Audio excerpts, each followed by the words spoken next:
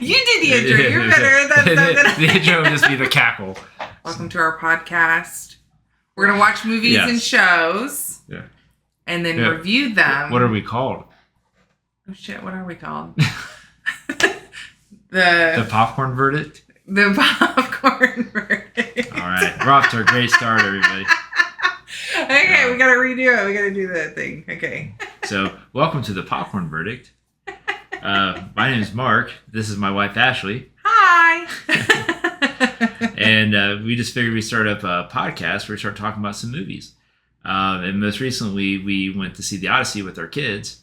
Not completely aware it was going to be 3 hours. I think the kids found that out pretty quickly, or after about 3 hours. Yeah. But so. And I had no idea what the movie was about. Yeah. Yeah, apparently somehow she got through high school and never heard of the Odyssey or anything like that, too. So, I heard of the Trojan Horse. Oh, yeah, of course. Most people know, they don't really know that it's, I've had people say, well, why is it called the Trojan Horse? The Greeks are the one that built it. It's a horse for the Trojans. It's the Trojan Horse. That's how it works. So. Yeah. And you had an epiphany during the movie, too, about the fact that was the Trojan Horse. I was would you like to tell us about that? Is this like the Trojan Horse? Are there people in there? Yes, this is 100% the Trojan Horse. Yeah. And who came up with the idea for the Trojan Horse? Yeah, whoever the guy is. Odysseus? Odysseus. The guy the movie's about? I'm really bad at names. I'm names. I am really, really bad at names. But I'm going to try to figure it out. Okay. All right. Well. Oh, and there's tons of spoilers. So if you don't want to be spoiled on the movie. This will be very, very, very spoiler-filled. Yeah, save this video and then come back and watch it when you've seen it. Yeah. So we don't spoil it for you. We're not going to chop it off and here's the spoiler part. It's just spoilers the whole time. Yeah. If you didn't know, there's a Trojan horse in there. Apparently there's a Trojan horse. Oh, and there was something inside of it. In fact, a lot of Greeks. So a lot of people. Yeah, a lot of people. Yeah. And then people were drowning in there. That was like really messed up. I was just like, I didn't even think about that. Did that really happen? We don't know that this whole thing actually. I know, happened, but that happen? I bet it would. Well, based on the way the movie is, where the horse is actually sitting like on the side of the sea, as if it was kind of left behind or something like that. Yeah. I think that's the point that they're going for, is that, hey, you pull this in, it's a. We're done. We give up after 10 years, and then they pull it in as like a prize of victory. And how long did they say that they were there? Days. They were at least 2 or 3 days, I think they said. Yeah, I'd be starving. And again, yeah. I'm sure they were starving and drowning, and they had to use the bathroom a lot in there, so I'm sure that was not fun. And then if you were on the bottom, you were just dying. Yeah, pretty much. Yeah, especially when the tides came in. Yeah. So. What was weird about the movie is I did not think that I would get scared so many times. There was a lot of scary, jump. The theater we went to was it was a Regal Deerfield, in our around where we live, and it was RPX. So all the speakers were coming through the seats, and we felt everything. It was very, very loud. And yes, I had to close my ears. My ears are still ringing a little bit from it, but I definitely got scared way too many times. It was just, I did not expect it. And then that comes right after that scary movie preview, that one movie that's coming out. Well, let's stick to one movie right now. Yeah. I was already on the edge of my seat, though. I was so scared. I don't know. What do you think your favorite part of the movie was? Well, I guess, explain, what the movie's about. Should we do that? Well, absolutely. It's called The Odyssey. So it's about a guy named Odysseus who's trying to go home. A guy with a lot of guilt trying to go home.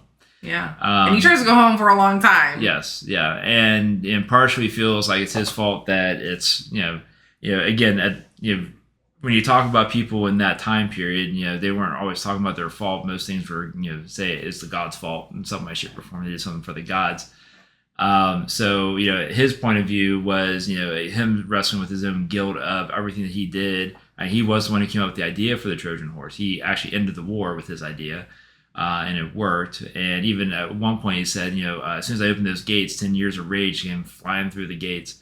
And I think that just kind of burned him to the point that I think the main point, I don't want to jump too far ahead here, but one of the main points is that he really didn't want to go home because he was not proud of himself. Yeah. But And again, that's not necessarily when you read and the he actual. loved his wife and son. Oh yeah, but I think he was very ashamed about his part. And all but that I think that's why he didn't want to go home though. To face them is a big part of it. Well, yeah, and it's again, he's a groom king who's a general for Agamemnon, and I think that he still had a lot of growing up to do. So you go out there. And I think he was feeling pretty hotshot. Like he came up with an idea, all this kind of stuff, and then kind of realized what was going on. Because you see that too. Like he's kind of even with the Cyclops. I forget the Cyclops name on top of my head. But I don't think they say the Cyclops is scary. Yeah, that was pretty scary. I didn't know it was like going to have like weird creatures in there. Oh yeah, well yeah, Greek myths are filled with that. Yeah. But you go into this, well, he's someone, I watched a lot of things like Troy, things like that, and you don't know if it's going to be like, or Clash of the Titans, like, where Clash of the Titans very much goes on the side of like, crazy magic, all that kind of stuff. And this has, and then you got Troy, which is like a historical epic kind of thing. And then this is somewhere in the middle where there's a lot of, historical kind of things that are happening, but then you've got people changing into pigs and you've got a Cyclops and all that kind of stuff. So, and half the time, I'm watching, I'm thinking, okay, is this stuff actually happening? And then you see, Scylla eating people and, I don't know, there's all sorts of things that are going on. So it's just somewhere in the middle. But I don't think that that's the point. I think that's kind of the dressing for the whole point of the movie. So, but it was pretty messed up. Yeah. It's I didn't know. I went into it blind, so I didn't have a clue what it was going to be about at all. And then there was so much craziness that was happening, and I'm just like, I did not have a clue what I was getting myself into. Yeah. But I mean, it was interesting. It kept my attention the whole time. Well, yeah. What's your opinion of it? I mean, having no background and knowing like the Greek myths and the the epic poem and all that kind of stuff by Homer. I thought it was really good. I thought it was. I don't want to say it was easy to follow because it's not for me. Yeah. But I was able to follow it. Yeah. You had to think about a lot of things, and I got lost on the time a little bit. Well, it jumped back and forth. Yeah, because it jumped back and forth. Yeah, the epic poem is more chronological, but but this again. I don't think it did too bad with jumping back and forth, so that's good. I was really worried about the ending and how that was going to go and stuff. So, well, I kind of liked how they really pulled it into his time with Calypso and her turn, because again, she was lonely. She fell in love with him, all that, and she was trying to keep him. But I think because she fell in love with him and knew that his heart was someplace else, because she loved him so much, she started to help him remember. Yeah. But it took some time. It took 7 years. You know what I mean? But she started doing that, and then the movie being told from him trying to remember I think that was a good idea. I like that. Yeah. I didn't really know what Zendaya's character was either. And so I was a little surprised on that. What was her name in there? She was Athena. Athena. Yeah. So bad. Pallas Athena from Greek myth. So a Greek god of wisdom. And she's a god of war as well. But she's a Greek god of wisdom. Just so you know, she actually was never technically born. She actually was a headache of Zeus's, and she just popped out of his head. Finally got rid of that headache. Yeah. So she was never conceived through. And of course, leave it to men to say that a woman is a headache. Oh yeah, it comes out. And then she's like one of the wisest ever. That comes out of his head. So. Oh yeah, so he's gonna get that credit too. But more about that later too, because whether or not he was really talking to Athena is kind of a part of the movie. And there's a scene near the end where it kind of says, okay, was that really Athena? Or was that just his guilt? His guilt, yeah. Or was that Athena using his guilt to talk to him? So in the way the movie is, you don't, because there is some mysticism in it, and there is some, so you don't really know, but I think that's the point. Yeah. Honestly. Yeah. Well, I don't know. I guess we can kind of go through the film a little bit. Starting out, I mean, we're just kind of, it starts out with Travis Scott. Which is the main draw for our oldest son, who wanted to see Travis Scott in that. And, basically all he did is you beat a stick on a table and say a word at a time. So, he was a little disappointed about that. Yeah, he wanted him to have a bigger role. Yeah, well, I mean, he kept coming back, and kept saying, one word at a time and beating the stick on a table. So, whatever. I mean, I don't know. Someone either lost a bet there, or I don't know what's going on with that. But but on the flip side of it, I see it as, hey, he got to be in a movie. That's pretty cool. Yeah, I mean, I don't know what he really. Well, and then you got Elliot Page, putting Elliot Page in different movies, and of course, it's exactly what happened in the Odyssey as Sinan. A few minutes in, dies immediately, but it has a much bigger part to play through the entire movie, which is really cool. Yeah. But that means because again, Elliot Page, having been Ellen Page, excellent actor. But yeah, I mean, further out, I mean, there's a point to it later on, and I think that part of the story is actually pretty cool. It's definitely more just another layer of guilt for Odysseus there.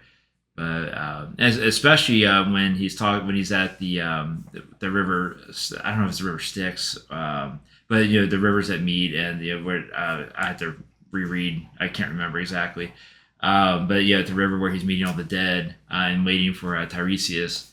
Meanwhile, he's seeing Sinon and Agamemnon, that kind of thing. So a lot of regrets there as well, and then gets chased away by all the people that they lost during the war. And it was pretty powerful too, because everyone gets in the boat, and then they're like, there's that guy, there's that, that kind of stuff. Like they see the people that they've lost. They've not forgotten them. So it's just guilt everywhere. There's this whole thing racked with guilt. So so that part with the Trojan horse and everything like that. And if you've seen the movie Troy, or if you've read the Iliad, which is basically kind of it takes place near the end of the Trojan War, and how it finishes up, with everything, what's about to happen. So, and if you don't, if you're like my wife, wasn't sure, you're like, I'm just mad that they were throwing puppies off the. Oh yeah, cliff God, that's one too many whiskers. Bye. Yeah, just like it's oh really. My God, it's awful. Yeah, it was bad. Well, we only saw one puppy take the cliff. He caught Argus the next time, so which is really touching too. That dog, that's such a dog thing to do, just to wait until his master comes back. Argus was like 20 years old. Yeah, at least 20 years old. Yeah, because all the stuff when they show him back at in Ithaca before everything, that was like right before he was called to war, with Agamemnon. Again, being gone that long, and that dog just waiting and waiting. Yeah, because I won't lie, except I knew it was going to happen when they first start the movie, and Telemachus is bringing in Tom Holland is bringing in like the beggars that are out there. He's awesome. Yes, he is awesome. He did a great job in it. When he's bringing in the beggars, that kind of stuff, because I know it happens. I thought one of them was going to be Odysseus. Just because again, he I believe in the epic. I could be wrong about this. Or I've also, there was like a TV movie of it like in the 90s that I saw too, where he was came in as a beggar, but it was like magic that no one could recognize who he was until he revealed himself. So I was like, I wonder if this is gonna like start like at the end and then work its way back. And instead, it just kind of set up. This is kind of how every night goes. They have to host these people all the time who are just vying for Penelope. Because Zeus's law. Well, that's the thing too. Like they're all there. They're all just taking. Again, they obviously Ithaca. Had some wealth. But they were taken care of all the time, and because of Zeus's law, they couldn't kick them out. And woman doesn't even have a choice. Just all these men just hanging around, just waiting. Well, originally in the story, what she did to keep them from coming at her all the time, she said, "Hey, I'm not gonna make a decision until I finish this burial shroud for my father who's sick." And that's what she was working on. She's working on that, and then he's like, "Hey, I noticed that you unraveled every night, so you need to finish this or else." Yeah. So was it for her father? Is that? Yeah, it was for her father. Yeah, because I was trying to figure out who that was for. Yeah, she wanted to work on that. She wanted to get that done before she had to worry about that. But then she did that for well, didn't her I want to say handmaid, the woman that was with her, didn't she kind of tell on her that she was unraveled? Well, apparently is it a handmaid? What is that? I don't Someone know who assists it's you? like a lady in waiting for ancient Greek royalty. But yeah, I guess she got on with Robert Pattinson in there. So I don't know. Seeing him as a bad guy, oh my God. Yeah, he was pretty sleazy. He was pretty slimy the entire time. Yeah. It's weird too. I think the last thing I saw him in might have been the Batman. I'm not sure. I thought he did a good job in that one. But yeah, seeing him. I think I watched You watched some of that. I don't think you ever finished the movie though. I think I fell asleep. Yeah, I think you fell asleep. I went back and watched it again. Were we on our vacation then? No, I think we did it here. I think we watched it here. I was probably just really tired. Yeah. I knew I liked it a lot, but I stopped it because you fell asleep, and then I just went back and watched it because I was like, you weren't really into it all that much. I don't remember why. I don't know because it's really good. So I highly recommend the Batman. It's a good, and it's had a lot of like spinoff things too, like Penguin, all that kind of stuff. It's created its own Batman universe again. Yeah. Which is ironic because Christopher Nolan, director of this movie, directed the Batman Begins movies. Who also had Anne Hathaway in it as Catwoman originally. Yeah, so there's a lot of carryovers. You always like to see directors use the same actors and stuff like that again. So although I'm really looking at everyone. I'm trying to think of who else has been in some of his movies recently, but I'm blanking on a lot of this stuff. Yeah, there's a lot of people. It's like I see them in this movie, and I'm just like, okay, I know you from something. Don't know what it is. I'm sure it's some British show that I probably loved, and I can't remember what it is. I'm pretty sure too. Bill Irwin. You probably don't know who he is. He's been. I think he's like originally like a clown. Like he was like trained as a clown, whatever. He's been in shows since the 80s, whatever, maybe in the 70s. But I think he played the Cyclops. Like when I saw the Cyclops, the movements and all that kind of stuff. I'm pretty sure. See, he looked familiar to me. The Cyclops did. Yeah, which is weird. Well, yeah, and Bill. I mean, if you saw him, I had to point him out to you in the shows. But I mean, like I said, he's been in stuff for forever. I think I remember seeing him in like an episode of the Cosby Show, like way back when. So I mean, I probably look up his stuff and see whatever, but yeah, he's up there with like the people who you don't see their faces, but you see their movements and that kind of stuff, and it's just I don't know, it really brings to life like you got this really large creature like the Cyclops moving around, and really like I don't know. I mean, I even felt bad for the Cyclops at one point because I mean he was crying, crying to his daddy Poseidon, which pretty much set all the torture emotion from everything. So I kind of felt bad for him there. I didn't feel bad for him at all. Well, I mean, again, Cyclops going to be Cyclops. You know what I mean? I mean, what does he do? He's just eating people. Well, I mean, he's normally eating the sheep. He's got a sheep and everything there too. The poor sheep too, and they have to come back, and then they have to be like quiet and still. And well, you saw that's how. That's how he saw what they're doing. He's like, okay, everyone get away from the fire because all the sheep stayed away from the fire. So I don't know, but they did a good job of pointing out the things where Odysseus is always like a step ahead of people, or he's able to figure things out a lot faster than everybody else. So they put that out there pretty well. And early on in the movie, early on in the chronology of what's going on in the movie, they really show him like he's that smart and figuring that kind of stuff out. That one part scared you and me, of course. Oh, with all the parts scared me. With her stabbing, what's his face? Oh, Clytemnestra, yeah. She just like came out. I mean, just I guess the way it was cut, she's all. I think it's because it was like screaming, like. Yeah. Oh, Polyphemus, Polyphemus is the name of the Cyclops. Polyphemus. Polyphemus. It looks like Polyphemus. That's why I was really impressed that they were actually pronouncing the names correctly. Yeah, who were you saying on the way home that you were glad that they pronounced the name correctly? Oh, Telemachus. Like, I mean, when I was in Telemachus, it looks like Telemachus. That's probably how I would say it. Yeah, because I mean, I don't know. It was something about the Greek. They just like it just all strings together really fast. Like Menelaus looks like Menelaus. Menelaus. Yeah. Well, some of them were easy, like Mentor, played by Ryan Hurst, who you probably remember him from Sons of Anarchy. He was what's his name? Opie on Sons of Anarchy. Oh, okay. Yeah. Yep. And he's going to be Kratos in the new God of War TV show. And he played Thor in the God of War game, so it's kind of weird that he's doing Kratos. But then I just heard something that he might be recast because he just like hurt his arm or something like that. So I don't know what's going on. Oh, really? Yeah, I don't know. I don't know if that's true or not. It's one of those things I see like just like scrolling, and I was like, oh, that's not good because I really like. I hate when I see stuff like that, and then I have to actually go look it up and see if it's true because there's so much fake crap out there. Yeah, but again, I don't know. I mean, something about him, like I would want to keep him as Kratos and wait till his arm's better, but I don't know. Maybe they're on some kind of time crunch with that, and I don't know. Who knows? I'm not there. I have no idea. But that's for all the internet sleuths to find out. See what's going on. We don't have a clue. I have no idea.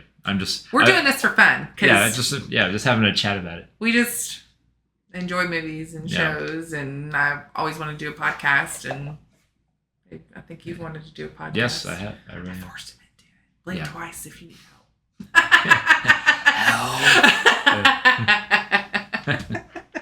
Oh my god. So I don't know. Just the flow of the movie. I don't know. It may not be for everybody, but I do feel like it's good though. Yeah, I mean, there's just a lot. It's a big story. You know, it's called an epic poem for a reason. Epic means big. You know, it's just a big poem. And the story, but I feel like what I was watching, like it was very cohesive. Like the movie itself was cohesive and kind of flowed. I don't know. I had some issues with some things. Like I felt like they lingered a little too long on certain aspects. I really wasn't all that interested. I seriously, I mean, and I never really was. What's going on with Penelope, his wife? Because to me, it's kind of like, okay, let's just get him home. You know what I mean? Yeah. But also, but I kind of felt like it was good for building up, showing how strong Penelope was, and showing how Telemachus is growing. Growing into his manhood, whatever.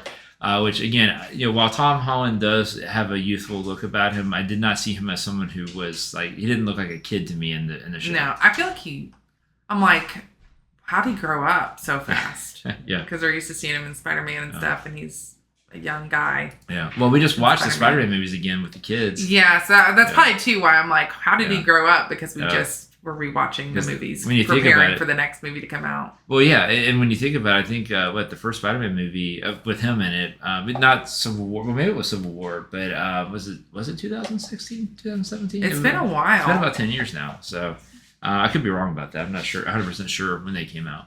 Yeah. But even then, I mean, he's just a youthful-looking guy, but he's getting older. Did you hear too that he got to tell Zendaya that she was going to be in this movie? Oh, in really? the Odyssey? Yeah. Oh, okay. He got to. I guess he said. So was he already cast? I was watching. He was already cast. Oh, okay. But I guess Christopher Nolan came to him and said, "Would you be okay with me asking Zendaya to be in the movie?" Oh, okay. But he let Tom tell her. That's cool. So that was pretty cool. Well, it works too, because I think he did nothing but spoil everything for Marvel. Well, so it might as well. I think he just got ahead of it and said, "Hey, why don't you just go ahead and tell her?" So you don't have to spoil anything for anybody else. So yeah. No. And the only reason why I am quoting that is because they said it in interviews, that it happened. I'm not quoting it word for word, but. That's kind of how it happened. Well, the good thing too is it's a story that a lot of people know, so you can't really spoil the story either. Unless it was going to be, hey, he dies in the end, which they tried to pull that on you, because he does not die in the end. Well, I mean, everyone dies in the end, but you know what I mean. But he does not die at the end of this story. So like I said, the storyline is he's very guilty and he takes a long time getting home. And but I mean, if you want to go, more in depth on the story. There's different steps along the way. Like he's just trying to. The idea is that they're kind of lost at sea because he pissed off Poseidon by hurting his son. Yeah. It makes me never want to be on a boat, which I already get really car sick. I do, and motion sickness, and never been on a cruise or anything like that because I'm worried. But after watching that, I just. Being out in the dark ocean just does not sound fun. Not. Well, and they're in boats, which I don't think they had cutters at that time. So what cutters are like, you know how a boat will be like kind of wedged like that. This is all flat. That's why they have the oars. So they just kind of floats on the water, and the oars will help push them. If they can grab the wind will push them. So I don't know that cutting boats have really been invented yet. Or at least we're not at that point. They would have struggled with trying to keep them afloat, or not afloat, but keep them even like they do now.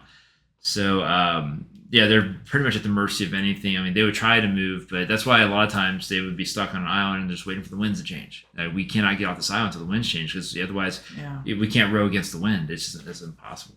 Yeah. So. But yeah, so I mean, it's just like they pretty much are going tons of islands in the Aegean Sea. So. They just go island to island, and one island is the Cyclops. Another island it has the giants. And another island has Circe. She's crazy. Yeah, she is. And she did a really great job. Oh yeah, she Samantha always does a great job. Yeah, she's awesome. Yeah, she's the what was that what's the name of that show? Well, I mean, she was on Harlots, you know, because we always said that kitty cat. But they stopped filming that. I know. They never got the last. And wasn't it like right after I got you into it? And then we like caught up, and then they like stopped. Yeah, it's like, well, we're done. It's like, all right, that's great. That's great. But what was weird too is we ended up seeing a lot of people. We kind of watched that before we watched Downton Abbey. Yeah. There was a lot of people, or at least we recognized some of the actresses that were in Downton Abbey that were in Harlots too. Yeah. So it's kind of, we saw it like backwards because they were actually in Downton Abbey first before they went to that show. Oh. Like the dark haired girl, I can't remember her name now. So they were in. So. Yeah, the actress actually. They were in Downton Abbey first, and then did Harlots. Yeah, and then they did Harlots. That's so funny because we did watch it backwards. Yeah, and I was like, "Oh, that's so cool! They're in Downton Abbey too." Because Downton Abbey had been around for a while. We just never watched it. Yeah. And then when we did watch it, we couldn't get enough of it. I really love Downton Abbey. That's really good. But seriously, speaking of, since we're going along, she did a great job. Talk about someone who, and again, probably used to people coming in trying to take advantage of her, like, you know. And one of my favorite things I keep talking about is how she kept telling me after she turned everyone into pigs. When she that was crazy. Yeah, I couldn't watch that. That was some good body horror. I was just like, that. She's like shaping their faces and everything. I was like, reaching down into their mouths. Yeah, I literally thought during that too. I was like, how in the world did they film that? Like, how did they film that? I don't know. Again, you know, it's film magic. I mean, a lot of it could be computers. But even her face, like while she's acting and stuff, because you've got to pretend. Oh yeah. So. Well, imagine like people. I mean, they do like green screens, all that kind of stuff. Like they have to pretend something's there all the time. That's why every so often you'll see something like, you know, Jurassic Park or something like that, where it's like their eyes don't quite line up, but like they're really looking at that because that dinosaur was never there. So yes, they were. Yeah, we were there. We actually went there on our honeymoon. We went to the place. Yeah, so cool. It was so nice, beautiful. What's that island? That was at Oahu. Yeah, or it's not the island. I'm sorry, the place. That's I always say Kualoa. Yeah, I call it the Koala Ranch. Yeah, Kualoa Ranch. Yeah, that was so cool. So cool. But yeah, she did a great job. And then probably one of my favorite lines is when she agreed to change them back. She's like, "Okay, everybody, get your disguises back on." I know. And then I was like, "Is she even giving the right people back?" Yeah. Because that could be a little twist too. No, I mean, it could have happened. Well, I mean, I think her point was that anyone who turned into a pig is because they're greedy, and these are greedy people. You know, so yeah, because she said that they were pillaging and which is interesting. Which is interesting too because they turn into pigs, but as they're walking up, that you see the tigers and the lions. You know? Yeah, I wonder what those people are. Yeah, so are they protectors? Protectors. But then why is she doing that to them if they're protectors? Because I think a protector would be a good person. Possibly. You know, in the poem, I don't really remember off the top of my head. There's more time spent on Circe in the poem, but yeah, I mean they put those there. I mean those are probably people. It explains why they're not attacking. Like they're seeing people come up, but they could also be, for all we know, there could be people who would like being changed like that. I don't know. I did think it was funny that the bird. She said that they get along better that way. That was good. It's her sister. Yeah. Just change her back. Then you can talk to her. I guess you get mad at her though, and you change her right back into a bird. Exactly. She's like, that's crow, right? That's where she's gonna stay. Yeah, it was a crow or a raven. So. A raven. You know, and if I was gonna change into an animal, I hope it's a horse or a dog. Yeah. Horse or a dog. You're in a Tina Belcher. Or it could be a cat. I could be completely aloof. Oh yeah. Yeah, I think being a cat in a nice home is like where it's at. But I would want to be like, I'd want to be like a tiger, like Jasmine's tiger. Is it Raja? Raja. I think. Yeah. Raja. Yeah. Yeah. I want a tiger. I used to want a tiger when I was little. Yeah. Wow. Like Jasmine. Yeah, tigers are big and they can be very mean. So, yeah, I can see that. Oh my god. Yeah, I don't know. I thought I was wondering what that was, and it's cool how he found out what was happening too because he went hunting. Yes. And then he shoot a deer, and then the deer turned into a person. Yeah. And then he kind of figured it out. Yeah. I was stressing out about him eating. I was like, "Don't eat. Yeah. Don't eat." Well, you can tell he was even tempted to. He was very hungry. He was very, very hungry. Yeah. Like They were hungry all the time. Well, yeah. I mean, they were constantly looking for resources, things like that. They just did not have any kind of rations. Yeah, anytime they stopped on an island, they did not have good luck at all. Yeah. Well, that was part of that, and that's part of what made them seem greedy. It's like, because they're just going to take and take and take. And you can see, too, like, one of the weirdest things is when they, that one village they came to, they said that they came up there, and the one guy was saying, oh, they're asking, why did you run? Meanwhile, they're burning the village down. It's like, well, maybe that's why. Yeah, that's what I was going to ask you about. I didn't really understand that scene. I don't really understand it either. I think the feel like idea that was kind of thrown in there, and they probably could have taken it out. Yeah, I feel like there's more there. Like, I mean, we just see them, go there, and they, all of a sudden they're just like taking everything and burning things down, and they're talking to a guy. It's like, maybe that's why she was trying to say, like, that they just, take and take and take, and maybe that's kind of to show that that's what they're doing. Yeah, and maybe they're destroying, because again, I mean, they're still sitting on a lot of rage from being at war for 10 years too, so they're just going to destroy things and feel justified because, they, instead of, them giving them, Zeus's law, instead of giving them, taking care of them or anything like that, they just ran. So like, well, fine, we'll destroy all your stuff. Yeah. So I don't know that that's really what Zeus was getting at with something like that, but I don't know. That's constant in this movie. I don't know. It was long, but it didn't feel long. That makes any sense. Yeah, except there's for a my lot. bladder. It's a big. Well, like even at the end, when Odysseus is, the beggar talking to his wife, but she doesn't know who he is. Even that's. I mean, I was like, that seemed like that kind of dragged a little bit. But I mean, but it's one of those things too. I think they're just trying to pull a lot out of it because it's, he's finally home and he's right there. But it's like, he didn't have to be there for that long. You know what I mean? Like, it's like, let's move on to the next part where they lock everybody in. It's like, now, I'm not trapped with you. You're trapped with me kind of movement. I'm too impatient too. So I don't see me being that quiet. If I come home, I'm home. Like I'm not pretending that I'm not me, especially to my son and my wife. But I think you knew too that considering how long everyone had been there, it could have been a lot worse if he didn't get the drop on him. So if he came back and announced himself, whatever, he's basically welcoming them, attacking him. Yeah, but he could have told his son and his wife without it being. They would keep his secret. Yeah, but I think it helps too if they don't know. Well, he knew though. I mean, he literally knew. He didn't know immediately, Telemachus, but he figured it out when he saw Argus respond to him being home. He's like, okay, yeah, you're definitely my dad now. I know this.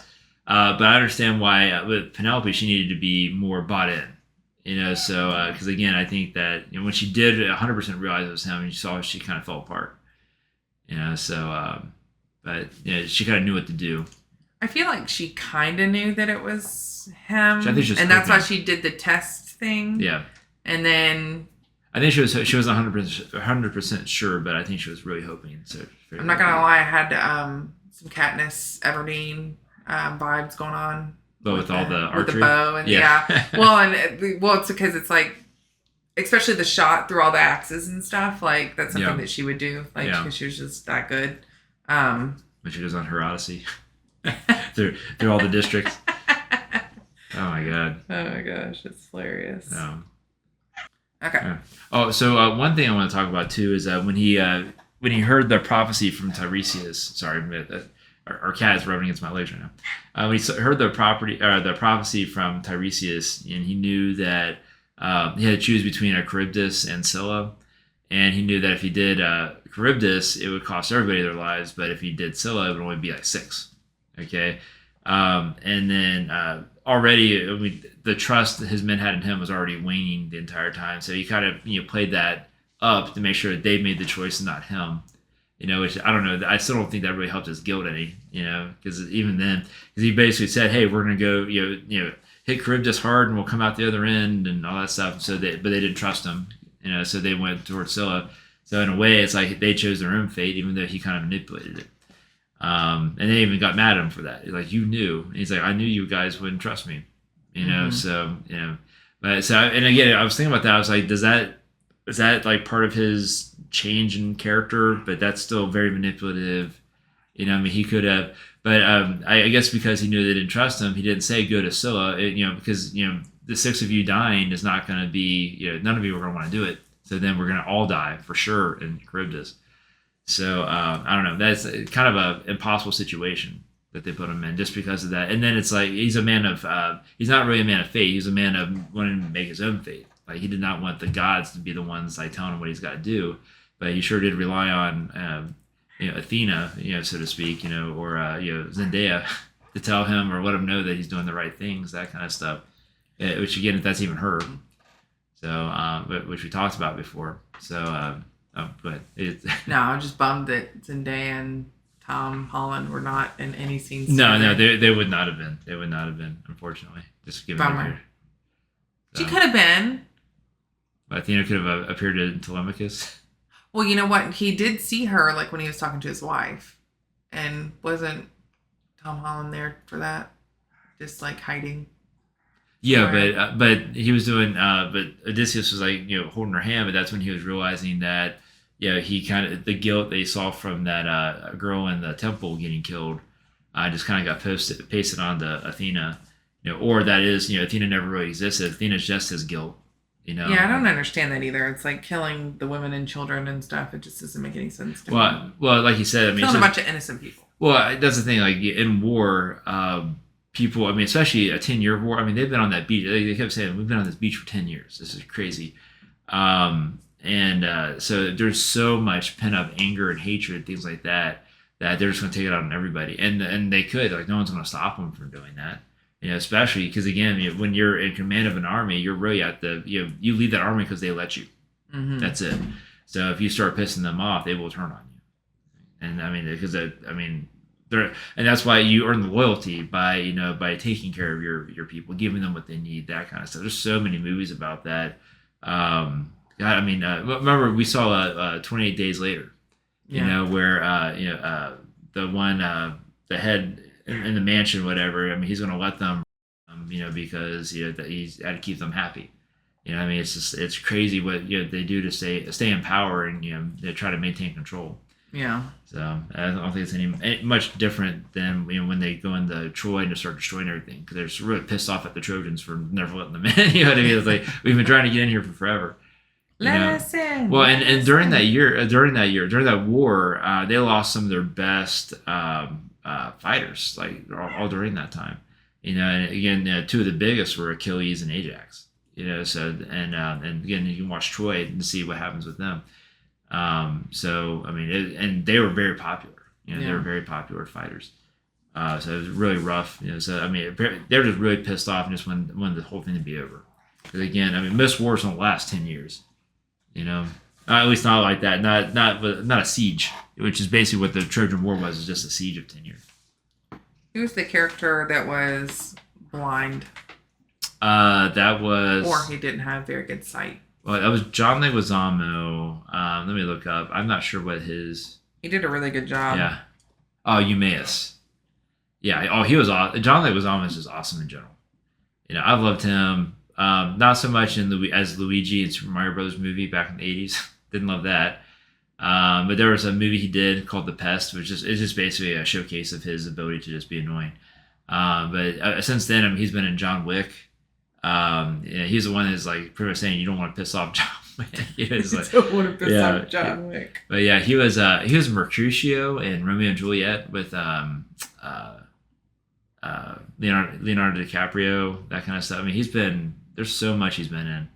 And usually when he comes in, just even as a bit player, I mean, he was in Spawn. He's been in so much. So for him to be in this and give like an Academy level performance, I I felt for him the entire time. I felt for most people in Ithaca, just missing the king that they love so much. Yeah. For so long. Yeah. You'd think they would move on.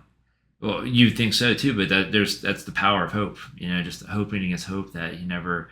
And that's why when Telemachus was talking to Penelope about saying, "Hey, Mom, you need to pick somebody."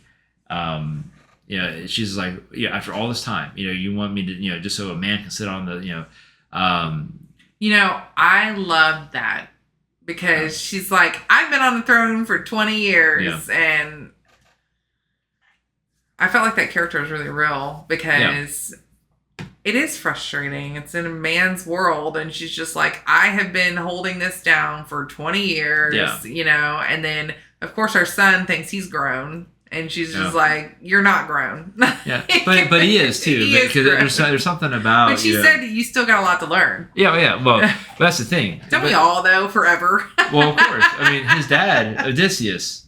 This whole movie is him learning things. Yeah. Okay. So, but that's the thing too. Like, you never stop learning. There's always something to learn. You're never just that. You can be a wise king, but you're never going to know everything. Yeah, but he just got his butt kicked too in front of all these people, so that didn't look good. No. I mean, that didn't look like he was strong and ready to lead. Well, again, a lot of times you're only as strong as people will think you are. Yeah. If you can convince them that you're pretty strong, that's pretty good. And then you could be Odysseus, who actually is really strong. Yeah. Yeah. That was crazy. Yeah. That whole scene was crazy. It was good though. It was really good. Yeah. Sometimes fight scenes can drag on for me. Like I just zone out. But I know. That's why I'm trying to get her to watch the fourth John Wick movie, and she's like, "Well, the first three make me very tired." Yeah, just fight. But the fighting in that's like it's almost like ballet to me more than just like an actual. It's not just people standing behind a car shooting at each other. You know what I mean? It's but then even that can be really good. Like, if you ever seen the movie Heat, I mean, the shootouts in that movie. I mean, it's just they're very well coordinated and they're very visceral. It's like, you feel like that's actually happening. But then it just goes on too long. Even Marvel movies, like if it's too long of a battle, I'm over it. I'm like, okay, well, a lot of somebody win.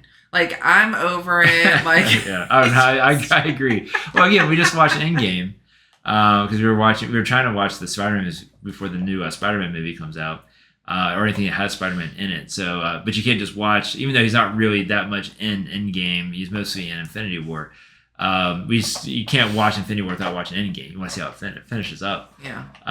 But even then, like the final battle is just like you're just milking the screen. Like, but honestly, you get to that point, it's like, just let him do it. Yeah. How many movies? There was like 40 movies at that point. I don't know how many it was, but so many movies.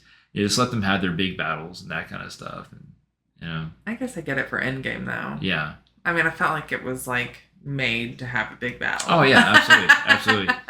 But when it's just like, it's like a Western shootout that just lasts forever. Like, everyone's just hiding behind something, just shooting like crazy. That gets old really fast because nothing really changes. But on the flip side, on Westerns, when you have like the duels, things like that, that's, I don't know, those are pretty cool. Like, who's going to hit who first, that kind of stuff. It's a little bit different. That's very tense. I don't know. I did think that fight scene was pretty cool. Yeah. I think it was intense. It didn't go on too long, you know. I was really worried he was going to die. Yeah. I was really he got pretty close. He got really close. Yeah, he had a few arrows, a few things sticking inside of him by the end of that fight. A couple slashes here and there. There was a couple slashes. We warned there were spoilers. Yeah. Yeah. But I like fights where it's like they're being resourceful, not just, hey, I've got a gun and I can hit everything. He is kind of magical, like Robin Hood magical with his bow, but they make a big point of that from the beginning of the story. That he's at the end of them sailing away, where are they going? To honor the dead? Oh yeah, to honor the dead. Well, it's a double thing. So before he went to war, they were talking. She said, "Hey, let's just run away. Yeah, we'll chase the sun. Instead of going to war. Yeah, and then after war, there's so many. He had to compromise his morals a lot just to survive.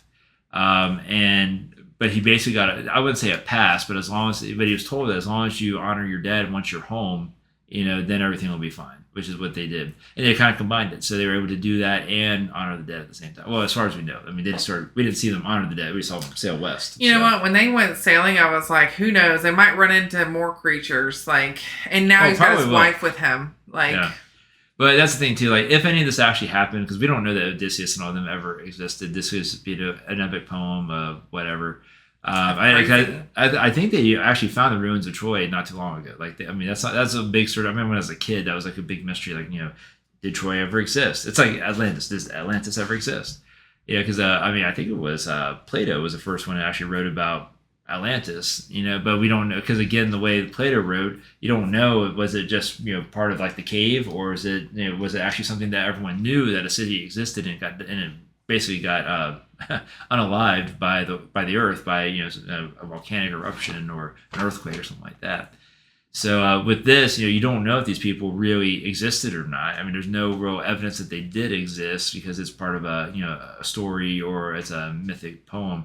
And maybe I'm wrong. Maybe he did. I have no idea. But that's not the point. The point is a story, and the story is is an allegory for pretty much everything else. That war and guilt. And just having a hero that is a flawed hero. Because again, a good hero always kind of makes their own pain and then grows from it, or in a true hero sense, ends up dying because of it. At the end, after they make everything right or try to make everything right. So. Sailing off into the west, was the final thing, and it kind of combined everything. Like that's where he was headed. Yeah. I just would not go back out on the ocean. Yeah. He's already been traveling so long. He still had bandages on him. So he jumped right back onto a boat. Oh, well, he had to immediately. Because, again, if anything was evident that, if you don't do what they ask you to do immediately, you will pay a price. That's pretty much if the gods tell you to do it, yes. you better go do it. Listen to the gods. Or things are going to happen. Yeah. And you're all cursed. And then they will pick you off one by one. Oh, what about the thing in the mountain or whatever that came Scylla? down? What is that? Scylla. Is that what it is? Well, it didn't really see the creature. You just saw the arms. They grabbed a bunch of people and then. Yeah. Yeah, that was Scylla. That was. Is that arms or mouths? Yes, I think it's like. Creepy. Yeah, I think in the mythology, Scylla was just a many-headed creature. Awful. So you never really saw the body of it, and that's all it was that. But you saw its little nest up in the cliffside. So, that was I guess the lesser two evils there. Yeah, because Charybdis, if I remember correctly, I can't remember. I think it was either a goddess or a nymph or something like that. It was punished by Zeus and thrown into and what they do is they sit at the bottom of the ocean, just sucking up the ocean. That's also a kind. That's why it has a name. It's like a creature that's down there. Yeah, I'm looking up. So. No. I pulled up some Reddit reviews. Okay, let me see what this one says. Seen it just now, moved me quite a bit during certain parts. Thematically, it was gritty and more grounded, less about the spectacles. The creative liberties taken really flesh out the whole thing, in my opinion, and how it tries to explore the morale and philosophical ideas presented in the film. But I don't know, it may be quite biased about it, mainly because I am currently experiencing my own Odyssey and I found myself in tears at certain parts of the film, LOL. Overall, I feel it's a 10 out of 10 from my biased point of view. Okay, someone said, it was great, it was long, the whole cast nailed their parts, and the music was so good. It starts off a little scattered, but after 20 minutes or so, it starts to really kick off. It's certainly not a romanticized version of the original story. It's gritty and as realistic as a myth could be. There's just enough sprinkling of monsters to keep it from getting boring, though. I agree with that. It's like, random monster! I know. By the way, they're in trouble again. Yeah. Yeah, because if you just watched them just sailing back and it was like they were just hungry, that would be very boring. Yeah. I mean, it's still terrible, that people are going through that, but it would be boring on the movie side. Just hours upon hours of people just starving on a boat. That sounds awesome. What's that called? Big Brother? No. They feed them on Big Brother. Some of the stories they briefly touch on, probably to keep the movie from being 5 hours long. Yeah. Which is true. And I doubt this is a spoiler since the story is ancient, but there's a scene where Circe, a witch, turns the soldiers into pigs. Now I've seen some effed up movie scenes, but something about that was incredibly off-putting. I thought that too. I was just like, Jesus Christ. Yeah. I couldn't watch. I was having a hard time. I was closing my eyes and stuff because it was really messed up. It was cool. I mean, it's like she was shaping them into the pig or something like that. Or I don't know. She's just getting off on them changing. So she just loves that part. I don't know. Yeah. I figured I wanted to read some, not so loving ones of it as well. This one says, spoiler, The Odyssey is a disappointing adaptation. I have to post this again because I had marked it for spoilers before and it was consequently removed. Since I've not seen that many rants on this, I'll give it a try. I'm fresh out of the cinema and I'm trying to gather my thoughts. A lot has been rightly said on the pitiable costume designs. I swear Agamemnon's helmet looks like the Shia LaBeouf giant paperhead in that one song. On the bland architecture and the baffling casting, I find every actor aside from maybe Pattinson, Holland, and Hathaway terribly miscast. Broadly speaking, when adapting a story this old, you have two choices. You can attempt to reconstruct how the people who first told the story would have imagined it, or you can go for the metaphysical, ahistorical route, as Joel Cohen does so brilliantly in The Tragedy of Macbeth. Rather jarringly, however, Nolan attempts to do both. He wants to give historical justifications and context for the Trojan War, rooting it in a realer setting than the famously anachronistic and larger-than-life original Trojan cycle. Cue to all the eye-rolling in-movie lamentations regarding the end of the Bronze Age, something a Bronze Age woman would definitely would have said. Just like Columbus, who upon discovering America commented, "Well, I guess this just about wraps it up with the Middle Ages." But I digress. So no one wants to give a credible context to the Odyssey. But also, his movie has nothing to do with Greece at all. This is a very big review. Okay. we can cut out some of it if you want.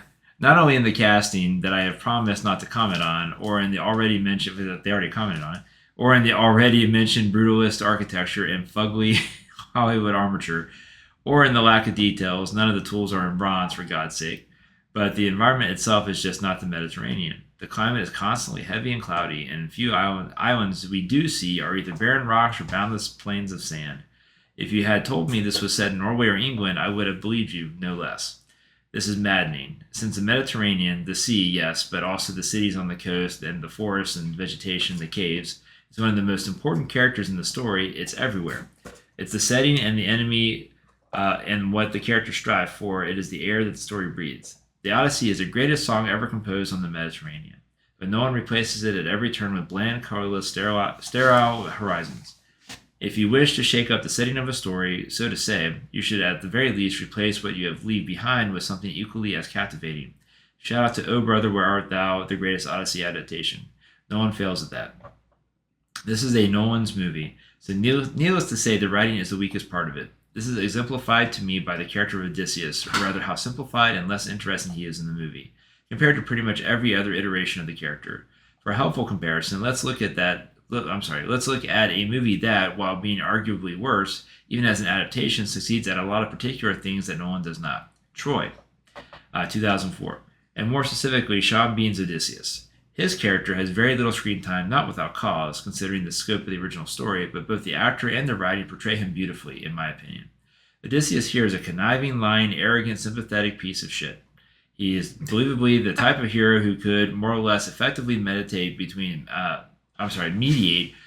Agamemnon and Achilles, while also being arrogant and curious enough to cause his own downfall. To cause the downfall of the entire city of Troy. He is a friend to everybody, and he is a storyteller. This is an important part of his character that the 2026 movie somewhat misses. Odysseus can charm an entire court of Phaeacians, Phaeacians, with the tales of his adventures a few hours after a naked, on his part, encounter with the current princess.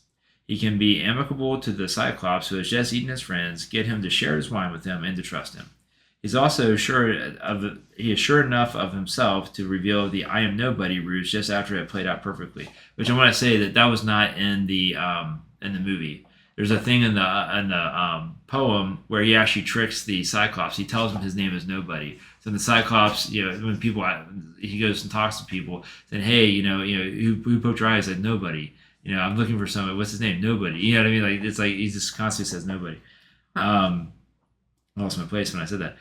Ruse just after it played out perfectly, and in so doing, condemning everybody on the ship. All of this is completely absent in Matt Damon's Odysseus. He is played and written to be more akin to Aeneas's Virgil or a Hector, a man wrestling with his good morals and the tough decisions he has to make. That is how I would describe him, anyways, because I don't find much else there to grasp. Nolan also systematically changes the story in order to make Odysseus as above reproach as the narrative will allow him to be, the result being that Odysseus is essentially passive in the first two-thirds of the movie. We never see him come up with the ploy of the horse, he doesn't sleep with Circe, and seemingly even Calypso, and he doesn't really taunt Polyphemus at all. Poseidon apparently getting angry at him for a single arrow is hysterical. And his final journey to beyond the Strait of Gibraltar is repurposed, from the last daring and foolish exploit of a man ruined by his own thirst for knowledge, to a pious self-exile retirement with his wife, to honor his dead comrades or whatever. This Odysseus is never selfish, curious with the exception of the siren scene, which incidentally is also very good, or complicated. He's just brooding all the time. This downgrading of the moral architecture of the original work reminds me of what Guillermo del Toro did to Frankenstein. I would have more to say, but here it's 3 a.m. I should probably go to sleep. Okay. He said a lot. That was a lot. So this person, had a lot of feelings about the movie they saw. Yeah, he or she. Yeah, he or she. I'm sorry. Yeah. It's a Reddit post. Yeah. This is from God, am I bored? So, all right. Thank you, God, am I bored? I don't know. There's a lot I agree with in that. Just because I think, if you grow up watching or reading this and watching all the different versions of Odysseus, things like that, you kind of want, if not an action hero, you want someone who is not just going to constantly just beat himself up for everything he's done. I think he carries that with him, even in the poem, all that kind of stuff. But I don't know. The poem is mostly about a homecoming, about going through everything you have to get home, that kind of thing. But this is much more, and I don't think the movie ever apologizes for this. He feels a lot of guilt, and he's beating himself up. He does brood. That's what he's there to do. And he's, again, it's a person brooding, and he is, in the, and I agree with, when you think about the Mediterranean and what's going on, how everything looks or something like that, everything is very dour. There's not a lot that's really pretty. It does seem like they're like more in the Scottish Isles, or some kind of British Isles, than in the Mediterranean. Because the Mediterranean, much further south, much brighter, cleaner, clearer. But that's not what. But I also feel too that's the whole point. I think that the atmosphere that we see in the movie is kind of how he feels about himself. Like it's just we're watching this. This whole thing is from his point of view, really. And the only time it's not dour or whatever is when they're talking about Telemachus, Penelope, like back in Ithaca, where they just have all these people that are just taking all their stuff, and just waiting to take over, just trying to figure that out. So overall, there's not a lot of hope in that movie whatsoever. You just hope that he gets home, and that's about it. And you got Penelope, who's like our one. Well, I shouldn't say that. Telemachus is also a source of hope. He wants to see his dad again. He wants to believe, and he says that I just feel it. I feel it in the air that he's there. And also, you remember how he's telling everybody that he's like you have such wisdom in your eyes, the eyes of Athena. Like everyone's like got that. It's just a constant. So him just having a brighter, and again, I think that's the play into a brighter future with Telemachus as the king. When Odysseus puts himself into self exile to kind of remove himself from that to give his son a chance to rule. Because otherwise, you got Odysseus, the hero of the Trojan War, is now back, and it's going to bring all this attention on Ithaca. He's like, I think I'm just gonna peace out. I'm gonna head out, take my wife with me. I'm gonna go, pour some out for my homies, and then I'm gonna call it a life. You know what I mean? So, I don't know. I kind of dig that. I don't know. I really like the movie. So I don't really have an issue with that. But I do see that if you've got kind of an idea, like Sean Bean's character of Odysseus, or caricature of Odysseus and Troy, is something a bit more lighthearted, but you really do feel that what he's doing, you believe that he's the one who's going to come up with this, because he gets along with everybody. He's probably the smartest person in the room all the time, and then because of that, he then has this, and I think a lot of people were actually hoping for. It would have been awesome to have after Troy to have the Odyssey with Sean Bean as Odysseus, but of course that's years ago. That's 20 something years ago. So I don't know. I think, Time flies. I know. It makes me feel so old. Yeah, it's like so much older. I don't know. I don't really disagree with everything he's saying. But I think with a lot of things, it's kind of like your disposition. Like I'm very open minded when I go to movies. I like to go to have a good time. So I can see a really bad movie. Hell, I even enjoyed Five Nights at Freddy's when we went. Took James. You know what I mean? Like, Five Nights at Freddy's, while, ostensibly a bad movie overall, it was fun. I enjoyed it. Because I knew a lot about the lore, and I played the games and all that kind of stuff too. So I went there to enjoy it. I did not go there hoping to tear it apart. But my expectations weren't very high either, so I can think that helps. But I think when you go in with high expectations, you just get disappointed. It's like I don't know. It's like the new Star Wars trilogy. You know, it's like they're never going to be able to get everything right. No, they're just not. It's like books. Like I'm always disappointed. I'm not disappointed. I wish they could fit the entire book into the movie, and they can't do that. Yeah. But if I do take a break in between the book and then watch the movie whenever it comes out, if it comes out later, then I'm usually more open to it. If I just finish the book and then I watch the movie, I'm usually irritated. Yeah. Well, I tell you, like Jurassic Park's a good example of that. Like I love the movie is awesome. It's such a good movie. I really enjoyed it. It'll always be. I mean, it was. I mean, at the time it came out, I was in high school, and it literally stayed in the cheap theaters for like a year. I mean, it was just constantly there. People were still going to see it, that kind of thing. And you watch it, you feel good. It's a good movie. I mean, it's got its issues. I mean, like any movie does. Doesn't. It has zero issues. Okay, well, it has some issues, but overall, like anytime I watch it, I feel good. Yeah, I enjoy what I did. Then I didn't read the book first. Then I read the book, and I was like, if only they could have done what was in the book, because the book was so good. Yeah, it was even better. Like I read that book 2 or 3 times. I think 3 times actually, and it was so good. And they did. But I also feel too when you're making the movie. I mean, Spielberg's a really good movie maker. I mean, he's one of the best. So I mean, there's a reason that he is what he is. So I mean, he made some choices with everything, and I believe Michael Crichton, who wrote the book. I mean, I believe he has something to do with the script. So he probably said, "Hey, let's tighten this up. This will make it a much more good for like an hour and a half, 2 hour movie instead of a book that would if you did everything that was in the book, the movie would last about 6 hours." Yeah. But if you could get everything in there, it would be an awesome 6 hour movie. You know what I mean? It would be really good. It would be really good. We need intermissions to come back, so yeah. They can do that. Exactly. Yeah, let's go watch Gone with the Wind again. Yeah. So here's some reviews on Rotten Tomatoes. Do you want me to read a couple of these? Yeah. These are much shorter. Okay. So they won't be so crazy. The creativity of this movie was outstanding. During the movie, I heard the word "wow" from the audience. The actors were on point with their roles. I loved Matt Damon in this movie. Yeah. That person gave it 4.5 stars. Okay. This person gave it 0.5 star. I'm not usually one of those, I wish they stuck closer to the story people, but in this case, I love Greek mythology, and this just missed the mark. Left out key parts of the journey. The movie just kept The movie just kept taking me out of the experience. Oh, I can see that. There's a lot they skipped out on. In the story, I mean, he actually, I think they lived with Circe for a year. Like they slept together. Like he took Circe as a lover for a year. Yeah. So. You know what? And okay, let's just put a pin in that. So he's away with this woman for years.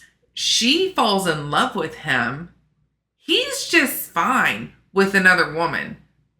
His wife is at home knitting or whatever, making this thing for 20 years, which she's very slow at. Well, purposely so. As we talked about. And then she's undoing it and stuff. Yeah. She's a perfectionist. She's stalling for years. But she doesn't have a man warming her bed. Yeah. But he has a woman. Now, I know that he doesn't know that he has a woman, but still. Yeah. How does that always happen? Well, do you want to talk from the movie standpoint? Yeah. You're talking about with Calypso? Well, with him living with Calypso? He didn't know about her. He didn't remember her because he was eating the flowers. Yeah. Right? Yeah. What are those flowers? That's lotus. Yeah. Lotus flowers. Yeah, but he also gladly did. I mean, this is also someone whose guilt made him feel like he was unworthy to return home. He kind of wanted to forget. Yeah, he wanted to forget. Absolutely. Yeah, but he still got a woman. Yeah, but that's the thing. Like he I don't know. I mean, if he was so guilty, he should be alone by himself on an island. Well, instead he had the nymph Calypso who fell in love with him to keep him company. And a pretty lady there. Yeah. Well, and that's how they portrayed in the movie. I mean, he really was a prisoner in the original story. Again, she was able to. I mean, she did. I mean, again, she still fell in love with him or anything like that, but she kept him prisoner. I mean, but prisoner not with the gilded cage. You know what I mean? Like, gave him no reason to to want to leave basically, and took away any reason that he had to. So. She kidnapped him. Yeah, pretty much. That's pretty creepy. But the movie made it seem like because she was loving him so much and she knew that he... Yeah, but if the roles were reversed and that was a man doing that to a woman, that would be perceived so much worse. Yeah, so, and that's an argument you can make for this movie that, they're not going to do that because, But, I don't know. There's something touching though. It's like it's one of the scenes like if you love something so much, let it let it free, and then if it comes back to you, it's meant to be, that kind of thing. Which of course he never went back to Calypso, but he went back to his wife. Yes, no. Once he remembered, and she helped him remember. Yeah, maybe she got tired. Of that makes the whole thing okay. Maybe she got the 7-year itch. She's like, you need to go. Yeah. You've been here too long.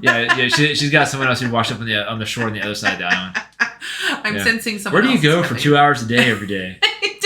Where do you go for 2 hours a day every day? Oh. Okay. He's starting to ask questions. So he's like, here, eat the lotus flower. Eat the lotus flower. Or no, you need to go. Stop eating it.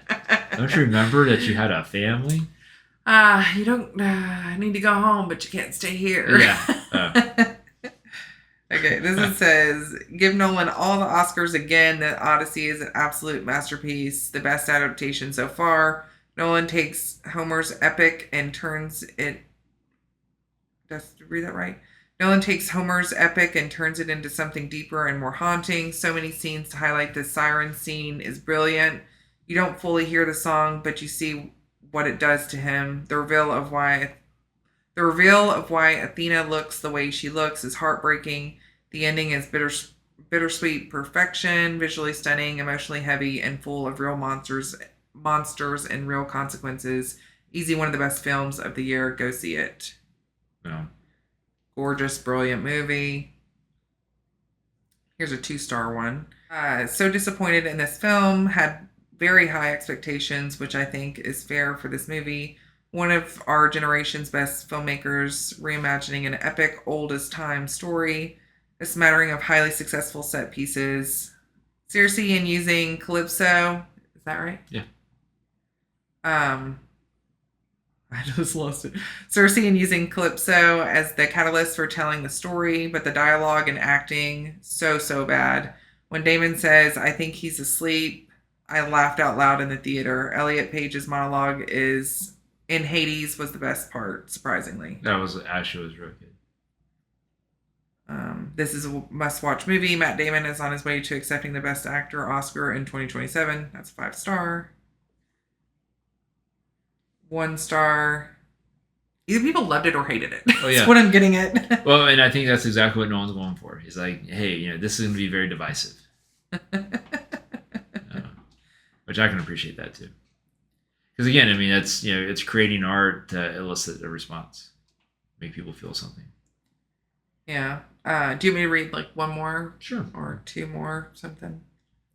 Saw it Friday, but wanted to sit. This is a 2-star. Saw it Friday, but wanted to sit on it for a while. To be honest, I wanted to like it way more than I did. Took way too long to get going. It was slow and kind of boring. Cyclops was awesome. Dialogue was below average for Christopher Nolan. The actors felt like actors and not the characters they were playing. I disagree with that. No, I don't know. I completely disagree. Maybe Travis Scott. I think that they were doing a good job. His job was to bang on a table and say words, one word at a time. Yeah, I didn't really understand his whole... He's supposed to be a bard, so he should have been singing. Instead, he was... I guess he was... Maybe he didn't want to sing. Ancient Greek rapping. I don't know. I don't know. Yeah. I felt like the story was told... Sorry. I feel like the story was told better before. Need to watch it again when it hits streaming. Also, why are some of Nolan's films' dialogue so low? Felt like the background music overpowered the dialogue in some places. So strange. Oppenheimer? Mm-hmm. I love Oppenheimer, so I was going in super excited, super bummed about this one. And then another 5-star, another Christopher Nolan, intense and passionate masterpiece. I'm kicking myself for not having watched it in IMAX theater. So yeah, when we went to the theater, I saw that they had those IMAX buckets or whatever. I was like, is there IMAX here? There's no IMAX. Not there. We had the RPX where basically vibrated us the entire time. 95% tomato meter. Yeah. It's getting great reviews. And then 97% of the popcorn meter. Yeah. A lot of people are very happy with it. I really liked it. I thought it was really good. I thought it was worth the watch. I wasn't bored. Like, I don't think it was too slow at the beginning. I don't know. No. I could see, I guess, where people would say that, but I really didn't think it was. I think, too, I mean, this is a story that's very well known by a lot of people. And I think that when they have an expectation, I totally knew what I was watching. No, but I'm saying people. I think that will affect how people. And again, there's been movies made about this too. So if you've seen other movies, things like that are much more action oriented, you go in for a certain expectation. You're not thinking it's going to be this guy dealing with his guilt and his grief, or not so much grief, but his guilt. Well, grief from losing his men and everything like that too. But you don't expect that it's going to be like a character piece. Or something like that. You expect it's going to be, hey, let's go through all the crazy stuff that we have to go through to get home. Which is pretty much how the epic poem kind of goes. So yeah, I mean, this is much more, I appreciate it for that. Odysseus is as a character from other forms. He's just he's a hero. He's flawed. But overall, he's the hero, and he knows what he will get to where he's going. You get that feeling the entire time. Even in this movie, you feel like he's going to get there, but at what cost? That's how this movie's. Especially with the reveal that Athena is. If it is actually Athena, she's using the face of someone that affected him, and if not, it's just his grief coming to talk to him and point things out to him. Yeah. Or his guilt. Grief. I keep saying grief, but it is guilt. Feeling that. So I don't think people expected the character piece that this was. I think they were expecting a spectacle. Yeah. And that it was not. Even the war stuff. You're used to seeing in war movies. You see like big, all these people. It's like whatever. The most you see is like when they open up the gates, and even then the Greeks are running in 3 or 4 at a time. It's not. And they're pouring in, but it's not like you don't feel like 100,000 people are coming in that gate. You just feel like there's a lot. But it's so even when they're trying to hold the gate down, the Trojans are coming in and they're behind trees, stuff like that. So it seems much more minimalistic. It doesn't feel like a big, huge, happening that's going on. Yeah. And when you look at the Trojan horse too, it wasn't like there was a lot of Greeks in there, but it didn't have to be a lot. So if there's any movies or shows you want us to watch and review, let us know. I guess subscribe if you want to. I mean, you don't have to. Please subscribe. No, we're just getting started. It's free. Again, I mean, we're just getting started. We're going to get into a rhythm, all that kind of stuff. But we really want to talk about this movie because we were all looking forward to it. Even our whole family was. And tell us too, like older movies, it doesn't matter. Older movies, funky movies, weird movies, we don't care. Maybe I'll get in the chat and say, hey, suggest these movies. So there's movies I want her to watch that she won't watch. I will watch them. I need to know. We'll definitely watch them if they recommend them. I will watch them if you recommend them. Yeah. So let us know what you want us to watch, what you like, what you don't like. I think, we'll watch scary movies even though they're terrifying. Oh, yeah, we definitely have to watch scary movies. Talk about that. Oh, that preview of that one just scared me half to death. Yeah. See, I'm a big fan of found footage kind of movies, but she can't handle because of the motion sickness, that kind of stuff. So, and I just watched a video on a YouTube video, pretty much counting down like all these really good horror gems that you might have missed, and I was like, oh, there's some good ones in there I want to watch. So. Yeah, but we'd like to continue doing this. So, subscribe and like the video and share it and. Let us know what you think. Yeah, thank you for taking the time to listen to us talk about things. I appreciate Thanks. it. Yeah. Bye.